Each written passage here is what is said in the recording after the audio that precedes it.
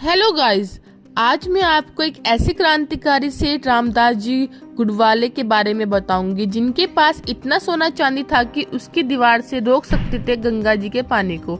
Hello guys, मैं आप सभी का अपने यूट्यूब चैनल पर स्वागत करती हूँ।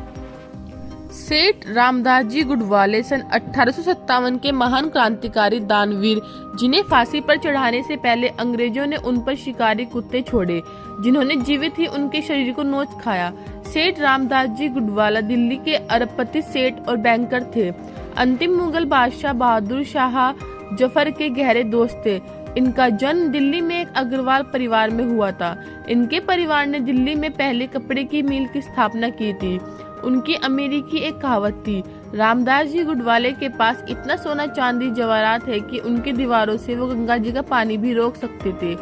जब सन 1857 में मेरठ से आरंभ होकर क्रांति की चिंगारी दिल्ली पहुंची तो मुगल सम्राट बहादुर शाह जफर को सन 1857 की सैनिक क्रांति का नायक घोषित कर दिया गया। दिल्ली से अंग्रेजों की हार के बाद अनेक रियासती की भारतीय सेनाओं ने दिल्ली में डेरा डाल दिया। उनके भोजन और वेतन की समस्या पैदा हो गई।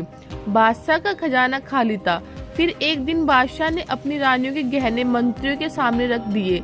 रामदास जी गुडवाले बादशाह के गहरे मित्र थे। रामदास जी को बादशाह की यह अवस्था देखी नहीं गई। उन्होंने अपनी करोड़ों की संपत्ति बादशाह के हवाले कर दी और कह दिया, मातृभूमि की रक्षा होगी तो धन फिर कमा लिया जाएगा। रामदास जी ने केवल धन ही नहीं दिया, सैनिकों को सत्तू, आटा, अनाज और बैलों, ऊंटों व घोड़ों के लिए चारे की व्यवस्था तक की। सेठ जी, जिन्होंने अभी तक केवल व्यापार ही किया था, सेना व खुफिया विभाग के संगठन का कार्य भी प्रारंभ कर दिया।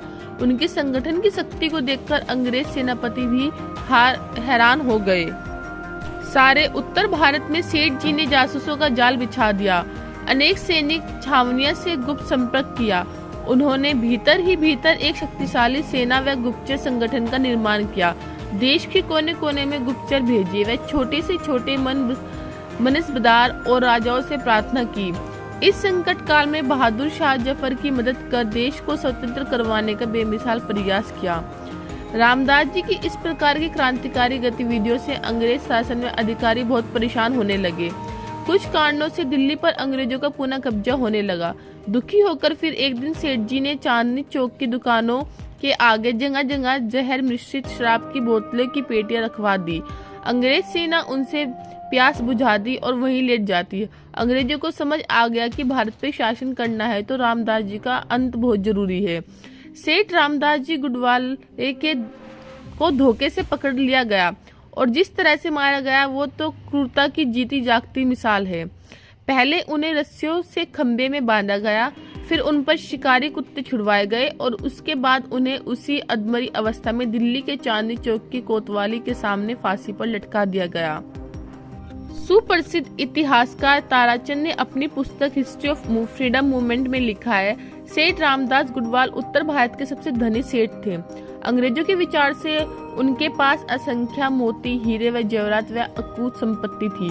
वह मुगल बादशाहों से भी अधिक धनी थे।